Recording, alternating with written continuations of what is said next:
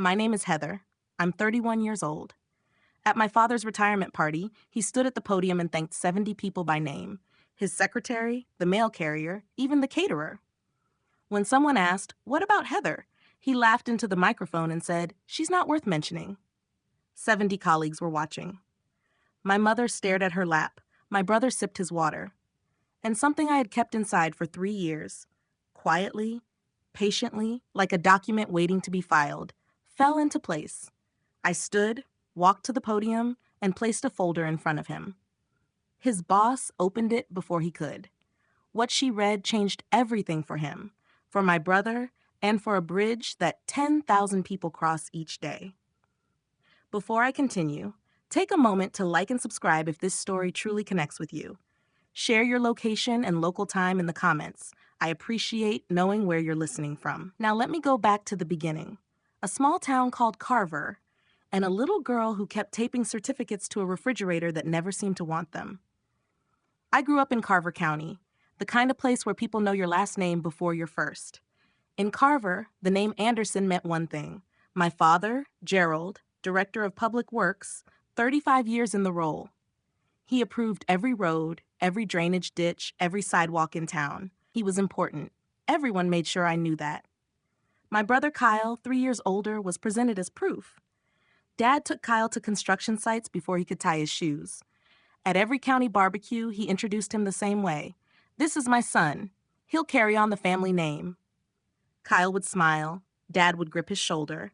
I stood a few steps behind them, holding my plate, waiting for acknowledgement. It never came.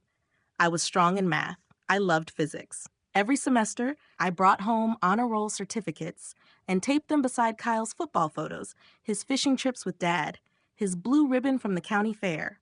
By morning, my certificate would be gone, not moved but removed. I asked my mother once. She said, "It must have fallen." It hadn't. When I told my father I wanted to become an engineer, he kept watching TV. When I showed him a perfect geometry test, he asked Kyle how practice went. One Thanksgiving, I was about 14. I placed my science fair trophy next to the turkey. Dad picked it up, read the inscription, and put it in the cabinet under the sink with the cleaning supplies. "Nobody cares about a piece of paper, Heather," he said. "Your brother actually does things." I didn't quit. I believed that if I worked hard enough, eventually he would notice me. I was wrong, but not in the way I expected. Senior year, I was accepted to state on a full scholarship for civil engineering. The letter arrived on a Tuesday. I stood in the kitchen holding it for 20 minutes, planning how I would tell Dad. He wasn't home.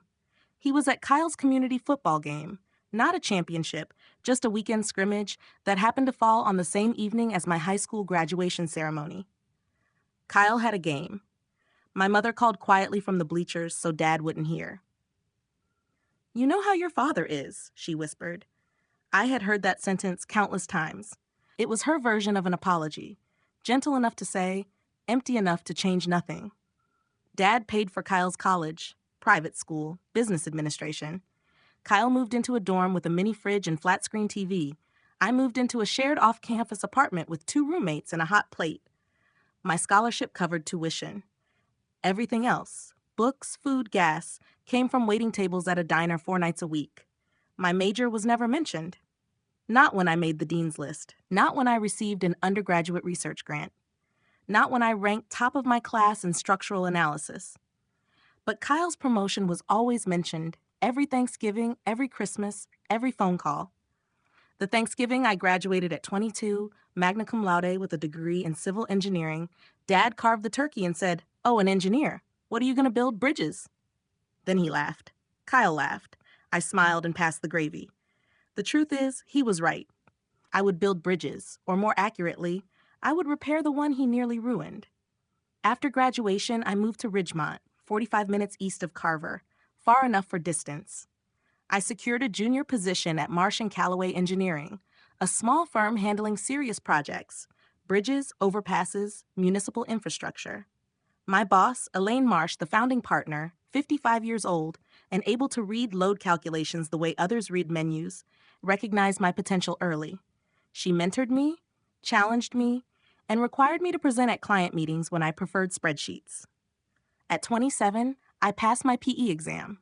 professional engineer, the license that allows you to stamp drawings that keep people safe, bridges, hospitals, schools. Your signature means responsibility. If something fails, it comes back to you. I was one of the youngest PEs in the firm's history. I called home to share the news. Dad answered. I passed my PE, I said. Silence. Then, Kyle just got promoted. Kyle had been hired into Dad's department as a project coordinator at the county public works office. No engineering degree required. Dad made calls. Everyone in Carver knew. No one addressed it. I ended the call and sat in my car for 15 minutes. For the first time, I allowed myself to accept a truth I had avoided. It wasn't that I hadn't achieved enough. It was that he never intended to recognize me. That same week, Elaine gave me advice I didn't yet understand fully. Keep a copy of everything you sign, she said. Every drawing, every email, every revision. That's not paranoia. It's professionalism. I followed her advice. I archived. I saved. I had no idea that 2 years later, that habit would matter. 3 years before the retirement party, Carver County began construction on the Millbrook Bridge. For those unfamiliar with the area, that bridge was essential. Millbrook Road connected the north side of the county, 2 schools, the regional hospital, a senior living facility, to the highway. The old bridge was 60 years old, weight restricted, and strained every time a school bus crossed it. Replacing it wasn't optional. It was necessary. For Dad, it was more than infrastructure. It was legacy, the largest project of his 35-year career. He managed the timeline, budget, and contractors. His name appeared on every press release. The county newsletter featured him in a hard hat on the riverbank, arms crossed, smiling with clear pride. Then inspectors identified a problem. The original structural design, completed by Dad's in-house team, contained a serious flaw in the load-bearing pylons. Under projected traffic weight and seasonal flooding stress, the pylons would begin to deteriorate within 5 years, possibly sooner. The engineering term is progressive failure. In plain terms, the bridge could collapse. Dad did not show panic publicly. Gerald Anderson never did. But behind closed doors, I later learned he paced his office for 3 days. If news spread that his signature project carried a fatal design flaw before completion, his reputation would be finished. 35 years erased. Margaret Holt, the county administrator and Dad's supervisor, ordered an external consultant, an independent structural review. Non-negotiable. I don't need outsiders telling me how to do my job, Dad told his team. But Margaret Holt wasn't asking. And the outside firm the county hired was mine. Elaine called me into her office on a Wednesday. The contract was spread across her desk. County seal, scope of work, deadline. A structural review and redesign of the Millbrook Bridge load-bearing system. You're my strongest on bridge structures, she said. This one's yours. My stomach tightened. That's my father's project. Elaine removed her glasses and looked at me the way she did before saying something direct. Your responsibility is the bridge, not your father's ego. She was right. I accepted the assignment. 2 weeks in, I understood the issue was more serious than the initial report indicated. It wasn't only the pylons. The entire beam linkage system was underspecified. Incorrect steel grade, inadequate cross-bracing, load paths directing stress into the wrong joints. If constructed as designed, the bridge would have been on a timeline toward failure. I redesigned the entire load transfer system. 6 weeks, 14-hour days. I ran simulations repeatedly. I checked and rechecked calculations until they were airtight. The correction worked. The bridge would stand. When Dad learned that I was the consulting engineer, the one who identified the errors and rewrote the design, he didn't thank me. He called on a Saturday night, his voice controlled but tense. You will not embarrass me, he said. Fix it quietly. Your name stays off everything. It wasn't a request. It was an order. The same tone I had heard my entire life. The tone that meant sit down, stay quiet, disappear. I completed the fix and remained silent. That was my first mistake. The Millbrook Bridge opened on a clear October morning. The ribbon-cutting photo appeared on the front page of the Carver County Gazette. Dad stood in the center, shaking hands with Margaret Holt, smiling broadly. Behind him, the bridge stretched across the river, concrete and steel, clean lines. My design, his recognition. Within a week, he removed me from the record, literally. He sent emails to the project office. Remove all references to external consultants from the Millbrook file. The official report credited the redesign to collaborative in-house engineering. My firm's name disappeared. My PE stamp was nowhere to be found. But the erasure wasn't the worst part. What replaced it was. Kyle signed the final engineering drawing submitted to the state.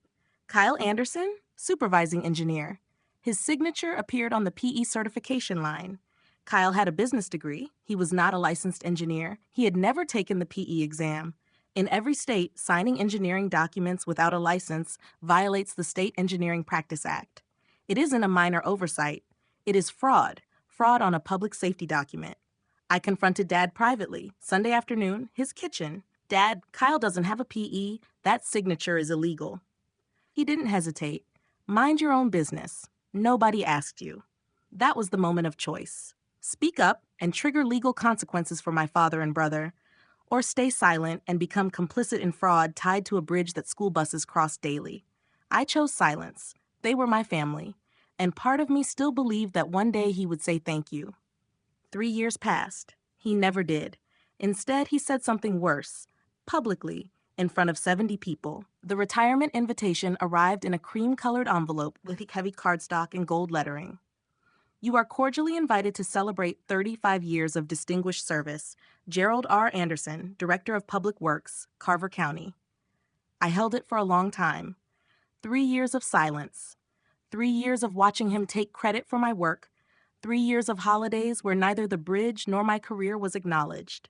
And now, an invitation. My mother called the week before. Your father would love to see you there, she said. Would he? I wasn't certain. But something in me, the same part that taped certificates to the refrigerator at 14, wanted to believe it. Maybe retirement would change him. Without the title and public image, perhaps he would simply be a father. I drove 4 hours. I bought a new charcoal blazer, the kind worn when you want to be taken seriously. I wrote a card by hand. Congratulations, Dad. 35 years is an achievement to be proud of. Heather. I meant it. On the passenger seat, inside my work bag, was a manila folder. I didn't bring it as a threat. I brought it like you carry an umbrella when rain is possible, hoping it stays unused.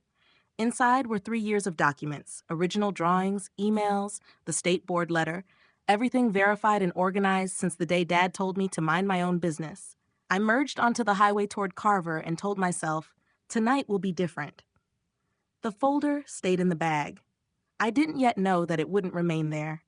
The Carver County Community Hall looked prepared for a wedding reception, white tablecloths, centerpieces with small American flags and miniature hard hats. A banner stretched across the wall, 35 years of service, Gerald Anderson. A slideshow played on a projector screen behind it. I stood at the entrance and watched the photo cycle.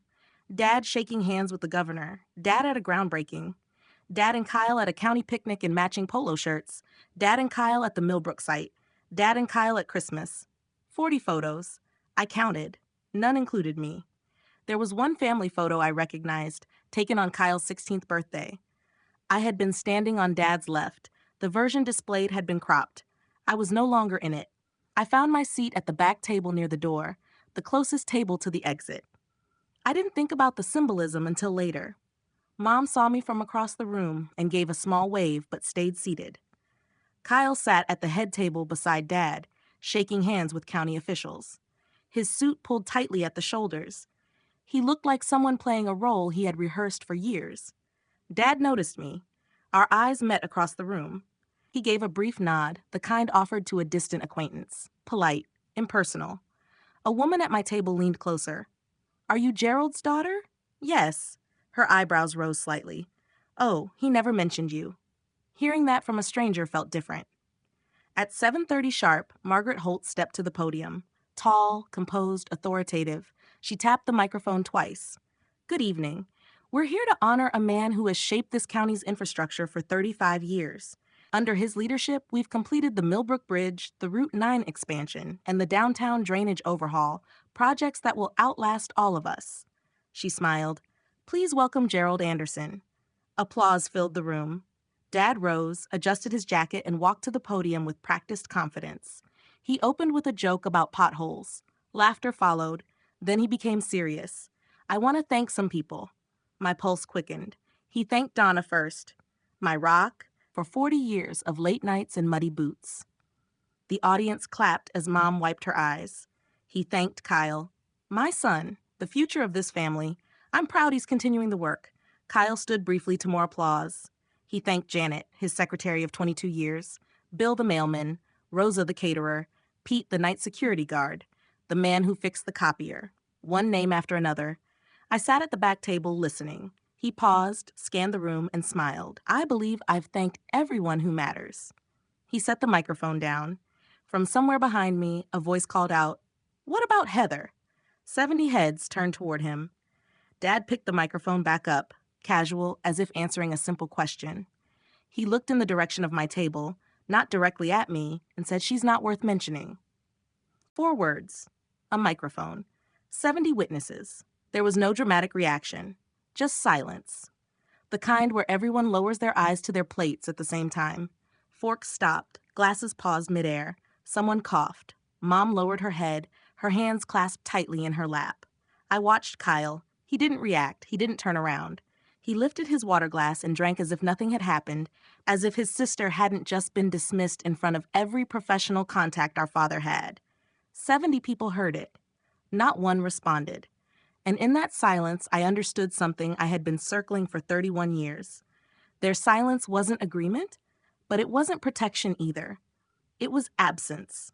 And absence, when someone needs support, is the same as taking a side. For 3 years, that folder had remained in my desk drawer. 3 years of waiting for a call, for acknowledgement, for 2 words that could have changed everything. Instead, his answer, broadcast through a PA system to every engineer, contractor, and county official in Carver, was not worth mentioning. Something shifted in me. Not anger, not sadness, clarity. The kind that doesn't flare up but sharpens focus. I looked at my bag. The folder was inside. It had been there for 3 years. It wouldn't stay there. I stood. The chair scraped against the hardwood, louder than expected. Or maybe the room was simply that quiet. Mom reached for my arm. Her fingers wrapped gently around my wrist, the same careful gesture she had always used, as if gentleness could replace what she never said. "Sit down, honey. Don't make a scene." I looked at her hand, then at her face. For the first time, I didn't comply. "I'm not making a scene, Mom. I'm just not sitting down anymore." I freed my wrist slowly, not abruptly, like setting down something that had been carried too long. I reached into my bag and removed the folder. Plain manila, ordinary, the kind sold in packs at an office supply store. It weighed almost nothing, but it held 3 years of documentation. Every drawing, every email, every piece of proof that I existed in the version of events my father had reshaped. I walked between the tables, left, right, white linens and candlelight on either side, 70 sets of eyes following me as if I were crossing a courtroom. My heels struck the hardwood evenly, one step at a time. I remembered something Elaine had told me months earlier when I nearly destroyed the file. The truth doesn't need to shout. It just needs to be placed where it belongs. Dad stood at the podium, microphone still in hand. As I approached, 5 tables away, then 3, then 1, I saw something unfamiliar on his face. Concern. I stepped onto the riser and stood beside him. Quietly, so he had to lean in, I said, 7 words before I leave. Then, into the microphone, "There's one thing Dad forgot to mention." I didn't raise my voice. The room was silent enough that I didn't need to. His jaw tightened. "Heather, sit down," he said under his breath. A command. I remained standing. I placed the folder gently on the podium and turned toward the front table. "Mrs. Holt, this concerns the Millbrook Bridge project. As county administrator, I believe you should review this." Margaret Holt had been observing carefully, composed as always. But at the mention of Millbrook, her focus sharpened. She stood and walked to the podium. Dad reached for the folder. "That's personal." Margaret met his grip without hesitation. "If it concerns a county project, it isn't personal, Gerald." She took the folder and opened it. The first page, my structural drawings, cut out PE stamp and signature in the lower right corner, caught the overhead light. She turned to the second page, emails. Her eyes moved steadily across the text. Page 3, Kyle's signature on the state filing, supervising engineer. She looked up, not at me, not at Dad, but at Kyle. For a brief moment, I questioned myself. 3 years I had held that folder. 3 years I chose family over truth. If you were standing where I was, Holding proof while your father publicly dismissed you, would you have opened it or walked away? Margaret turned another page, then another. The celebratory mood in the room drained quietly. Dad grabbed the folder back. Papers slipped free, 2 pages sliding to the floor. This is a family matter. His voice cracked slightly on the word family. Margaret's tone cooled. Gerald, those are county engineering documents with signatures I need to verify. Please return them. He hesitated, then turned to the audience and did what he had always done well, control the narrative. His posture softened. His voice adopted a measured tremor. Folks, I apologize. My daughter has had difficulties. We've been estranged for years. We've tried everything. He looked at me with practiced concern. She's been troubled. For a few seconds it worked. I saw sympathy ripple through the room, a few nods, a whisper. How sad. He had reshaped rooms before. I had seen it throughout my childhood. Until he became the hero and I became the problem. But this time, Margaret Holt held official documents. Documents are not influenced by tone. She bent, retrieved the fallen pages, and aligned them neatly on the podium. Gerald, I'm going to need these. He released the folder. She reviewed the contents methodically. No emotion, just procedure. First, my structural drawings. PE stamp number 47,832. My signature, Heather M. Anderson, PE. Next, 7 emails from Gerald's county address to the project office. She read one line aloud, not theatrically, but because it required acknowledgement. Remove all references to external consultants from the Millbrook file. She looked up. You informed the board the redesign was completed in-house. It was a team effort, Dad replied. She turned to the state filing. The PE certification documents submitted to the Department of Transportation. Kyle's signature. Kyle's printed name. The line marked Supervising Engineer PE license number, followed by a number not registered in any state database. She studied the page carefully, then addressed Kyle. Kyle, do you hold a PE license? The atmosphere shifted. Several engineers in attendance sat straighter. They understood the implication. Kyle opened his mouth, looked instinctively toward Dad, a reflex developed over years. But Dad stood silent at the podium, without response, prepared. For the first time in my memory, he had no script. Kyle spoke, his voice thin and stripped of confidence. Dad told me to sign. I didn't realize it was an issue. The murmur that followed wasn't shock. It was recognition. 70 professionals processing the same conclusion. Margaret turned back to Dad. Gerald, you were the project manager. You oversaw Kyle's involvement.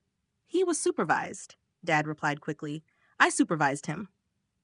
Margaret's expression remained unchanged. You are a project manager, Gerald. You do not hold a PE license either. The silence that followed was different from before. Not discomfort, not social tension. This was the silence of people recognizing official consequences unfolding in real time. This was no longer a daughter challenging her father at a retirement celebration. This was a county engineering matter. Mom stood abruptly, her chair scraping across the floor. Her voice shook. Can we please not do this here? Every head turned toward me, waiting. Yes, I said, and then I spoke the words I had held for 3 years, the reason that folder existed at all. I tried handling this privately 3 years ago, Mom. Dad told me to mind my own business. Mom sat down slowly, as if the air had left her. Dad gripped the podium with both hands, knuckles pale, face flushed. When he spoke, the microphone carried every word. This is my retirement party, not a courtroom. But Margaret Holt was already placing the documents back into the folder with care, the way you handle evidence. Dad turned toward me fully. The microphone hung loosely in his hand. His voice lost its polish. I gave you a roof. I gave you food, Tut, and this is how you repay me? The room reacted, not to the words, but to the tone. This was not the public Gerald Anderson. This was the private version, the one known only within our family. I remained steady. You gave me a roof, Dad, but you never gave me a seat at the table, not even tonight. Something shifted. A few subtle nods appeared at nearby tables. Janet, his secretary of 22 years, pressed a tissue to her eyes. Dad scanned the room for support, for someone to reinforce his version. No one met his gaze. Kyle stared at the tablecloth. Mom covered her face. County officials examined their plates with unusual focus. Margaret closed the folder and held it under her arm. Gerald, I'll review this with legal on Monday. I suggest you enjoy the rest of your evening. Everyone understood. The event had effectively ended. As I stepped down, Janet touched my arm. I always wondered who really fixed that bridge, she said quietly. Let me be clear about what was in that folder. First, the structural redesign drawings for the Millbrook Bridge load transfer system, 23 pages, each stamped with my PE number, 47,832, and signed Heather M. Anderson, PE. These were the drawings that replaced the flawed design and ensured the bridge could safely carry buses, ambulances, and heavy freight for decades. Second, 7 emails from Gerald Anderson's county account to the Carver County Project Office. Each instructed the same action: remove Marsh and Callaway Engineering from the official record. Remove references to external consultants. Credit the redesign to internal collaboration. In one email sent 3 days after the ribbon cutting, he wrote, "Clean this up. I don't want any loose ends." I was the loose end. Third, a formal letter from the State Board of Professional Engineers addressed to me recognizing my structural analysis contribution to the safety of the Millbrook Bridge during their post-construction audit. He never knew about it because he never asked. Fourth, internal audit findings obtained legally through a Freedom of Information Act request. Those records showed that Kyle Anderson signed PE certified documents on 3 occasions without holding a license. Clear violations of the State Engineering Practice Act. I did not bring the folder for revenge. I brought it because 3 years earlier, my father told me to mind my own business. That night, he told 70 people I was not worth mentioning. If he would not acknowledge the truth, the documentation would. A PE stamp is not ceremonial. It represents licensed accountability for public safety. Kyle did not have that authority. Dad knew it. After reviewing the documents, Margaret addressed me, not with sympathy or praise, but with professional regard. "Miss Anderson, I wish I'd known this 3 years ago." Miss Anderson, not Heather, not Gerald's daughter, a colleague. It was the first time in that room my name stood independently. The response spread gradually. Tom Reeves, senior engineer in Dad's department, approached. "The load transfer redesign. That was yours?" "Yes." He shook my hand firmly. "That was excellent work." 2 more engineers followed. One woman, reviewing maintenance assessments last year, said quietly, "I studied those drawings. The shear wall integration was impressive. I had wondered who designed it." Dad remained at the podium, microphone in hand, but the focus of the room had shifted. No one looked toward him. Kyle sat still, pale, his untouched water glass leaving a condensation ring on the tablecloth. Mom approached me. "Please, let's go home," she whispered. "You know how your father is." "I am going home, Mom," I said. "My home." I meant it fully. I retrieved my bag from the back table. The charcoal blazer I had chosen carefully now felt protective rather than hopeful. I walked toward the exit at a steady pace, the way you leave somewhere without intention of returning. Dad reached me at the door, slightly out of breath. His hand grasped my elbow firmly enough to stop me. "If you walk out that door, you're not my daughter anymore." The hallway was empty, but the open doors allowed much of the room to hear. He intended that. I faced him. "Dad, I've been not your daughter my whole life. Tonight is just the first time you said it aloud." He released my arm. I expected a response, a denial, something. Instead, there was silence. Gerald Anderson, known for speeches and reframing narratives, stood without words.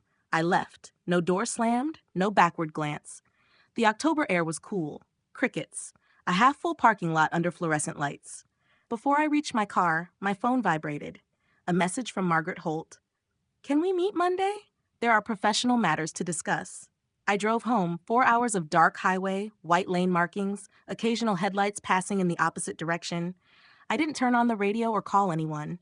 I simply drove. I expected satisfaction. Revenge implies something sharp or sweet. What I felt instead was emptiness, not hollow, but clear. Like finishing a long-delayed cleanup and finally having open space. Around the 2-hour mark, I called Elaine. She answered immediately.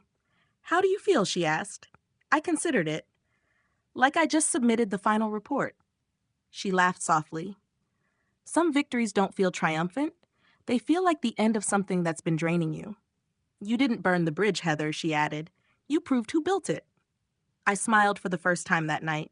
As the miles passed, I replayed the evening. Dad's expression when Margaret opened the folder, Kyle's silence, Mom's hand on my wrist. "Sit down, honey." Years of that phrase. and I reconsidered what Dad had said. Not worth mentioning. Perhaps he was correct, though not as he intended. I didn't need mention. My work had always spoken. I had simply been waiting for acknowledgement from the wrong person. I arrived home at 1 a.m. The bag felt lighter without the folder. Monday morning at 9, I sat in Margaret Holt's office on the third floor of the Carver County Administrative Building. The folder lay open on her desk beside 2 pages of detailed notes. Her coffee sat untouched, suggesting she had begun reviewing before I arrived. "Sit down, Miss Anderson." I did.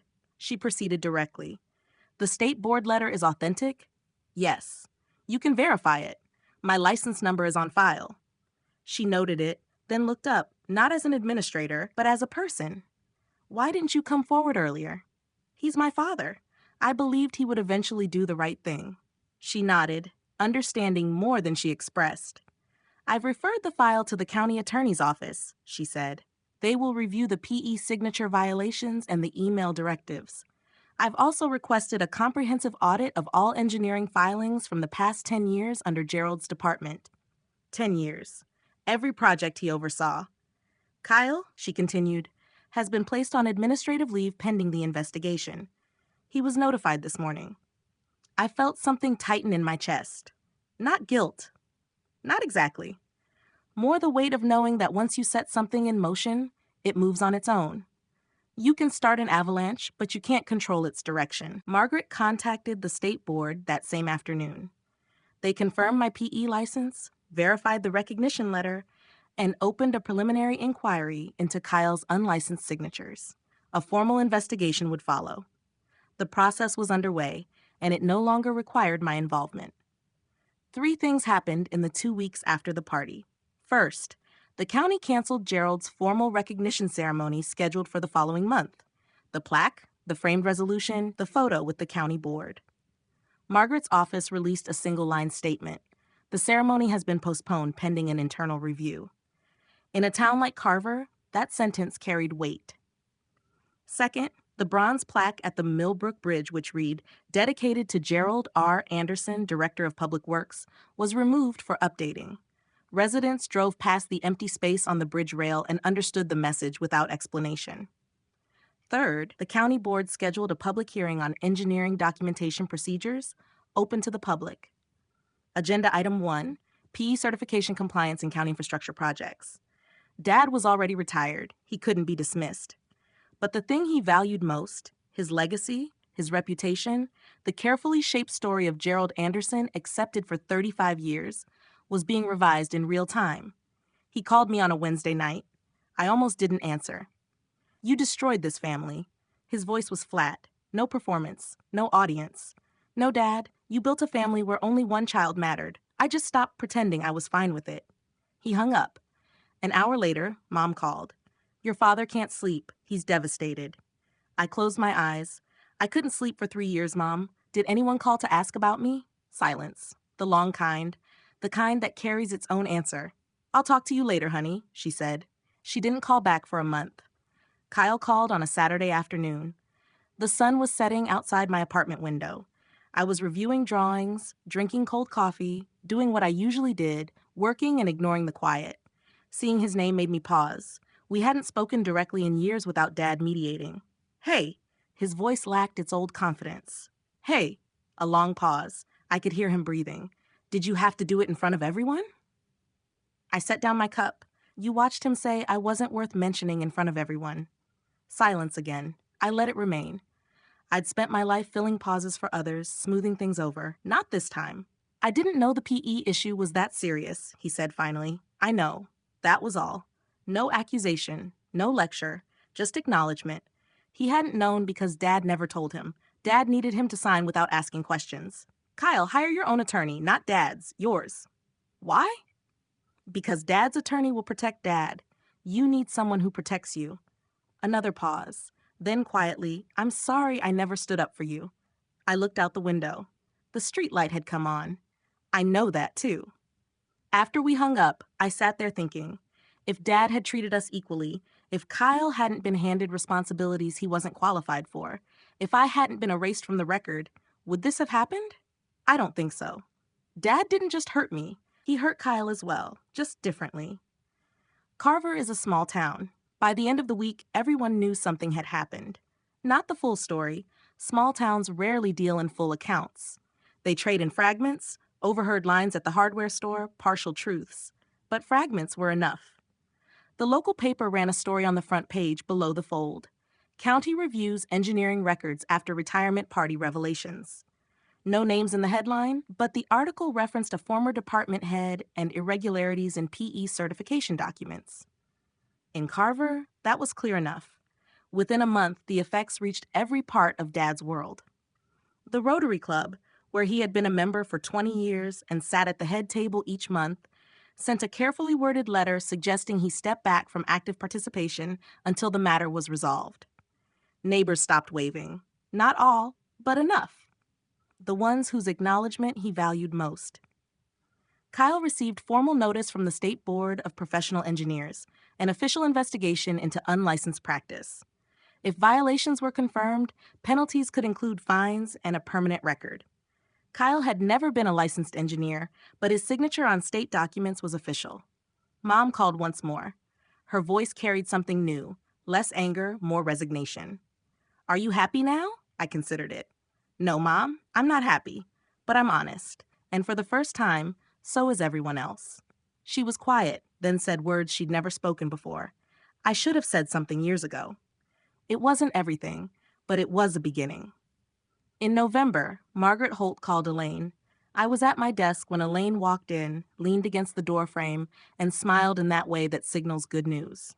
"The county just signed a 3-year retainer with us," she said. "Infrastructure consulting, bridges, drainage systems, road specifications, the full portfolio." "That's great," I said. "Guess who they requested as lead engineer?" I didn't need to guess.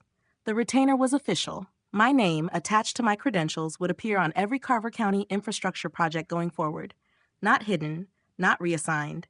Mine. A week later, I drove past the Millbrook Bridge and saw the plaque had been replaced. It read, "Millbrook Bridge, Carver County, Structural Redesign, Marsh & Callaway Engineering." No individual names. In my field, the firm credit was sufficient. Anyone who reviewed the project file would find my work. That evening, Tom Reeves, senior engineer from Dad's department, sent me an email. No subject line. One paragraph. "Miss Anderson, I reviewed your Millbrook redesign during last week's audit.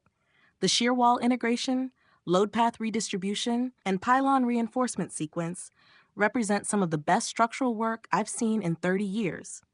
The county is fortunate to have you on retainer." I read it 3 times, then printed it and placed it in my desk drawer. Not because I needed validation, but because after 31 years of silence, it mattered to see the words in print. 6 months later, Dad was not arrested or charged.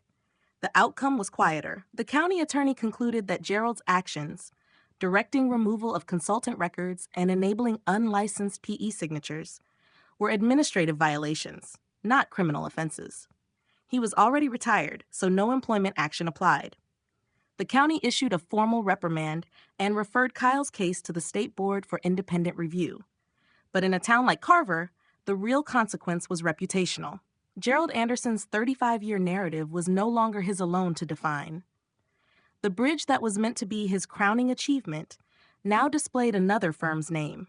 Hearing transcripts became public record, archived at the Carver County Library alongside decades of favorable press releases. Kyle mentioned in occasional texts that Dad stayed home most days. He no longer went to the diner for coffee or walked past the county building. He watched television. He read the paper. He didn't mention me. Mom sent a handwritten letter on pale blue stationery I recognized from childhood. I know I was wrong to stay quiet. I'm not asking for forgiveness. I just want you to know I see you. I always did. I was just too afraid to say it.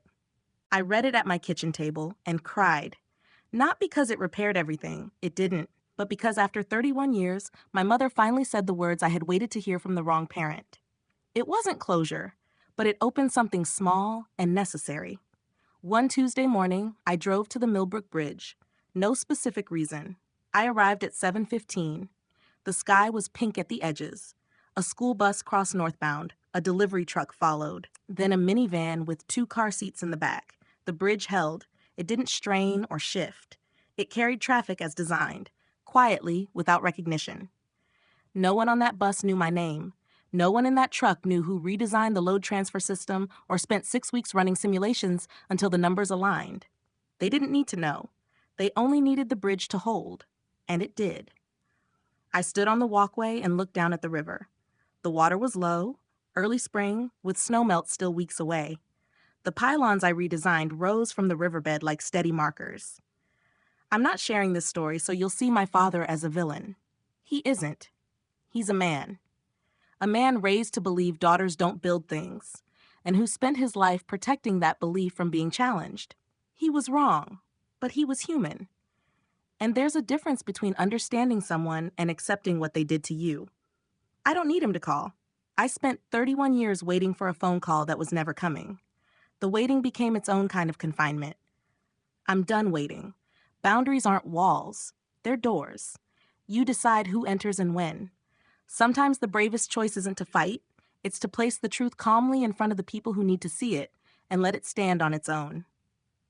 Here's where I am now. Lead engineer at Marsh & Callaway. The county retainer keeps me busy. 3 projects in progress, 2 more under review. Elaine keeps suggesting I become a partner. I keep telling her to give me another year. I still live in the same apartment. Small, 2nd floor, nothing elaborate. My car has 140,000 miles on it, but on the wall above my desk, framed and centered by the window, hangs my PE certificate. It's the first time I've ever displayed it. It may seem minor. It isn't. Mom and I talk once a month. Short conversations.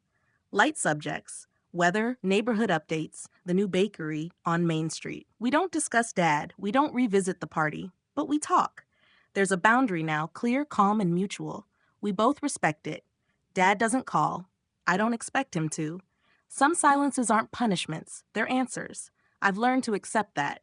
Kyle texts occasionally. Simple messages, "Hey, how are you?" No exclamation points, no emojis, just checking in. He hired his own attorney and cooperated with the state board. For the first time, he's figuring out who he is without Dad directing everything. Last I heard, he started night classes. I didn't ask in what. I was just glad he did. There's no dramatic ending here. No one appeared at my door with flowers or apologies. No speeches about regret. No family gathering filled with tears and promises to change. What I have now is something I didn't have before. Peace. Not loud or triumphant. Quiet and steady. The kind that carries weight. If you've listened this far, that tells me something about you. I want to say one thing. Not as advice, not as a lesson, just something I wish I'd heard years ago. If you're in a family where your silence is mistaken for agreement, you're allowed to speak. Not with shouting, not with cruelty, with truth. Clear, documented, undeniable truth. And if you're carrying a folder, literal or not, you don't have to open it, but you deserve to know it exists, that it belongs to you, that the evidence of who you are and what you've accomplished is real, even if the people closest to you refuse to acknowledge it. I drive across the Millbrook Bridge every morning on my way to work. Every single morning. Each time I feel the road beneath my tires, smooth, solid, steady, I'm reminded of 2 things. The bridge stands, and so do I. Thank you for staying until the end. If you've ever stayed silent longer than you should have, or if you're still deciding whether to speak, I'd like to hear your story in the comments. I read every one. If this story resonated with you, please like and subscribe. It helps others find it. People who might be sitting at their own back table right now, waiting to be acknowledged. And if you want to hear what happened next, because there is a next, I've left a link in the description to another story you may connect with. Click it when you're ready. I'll be here. Heather.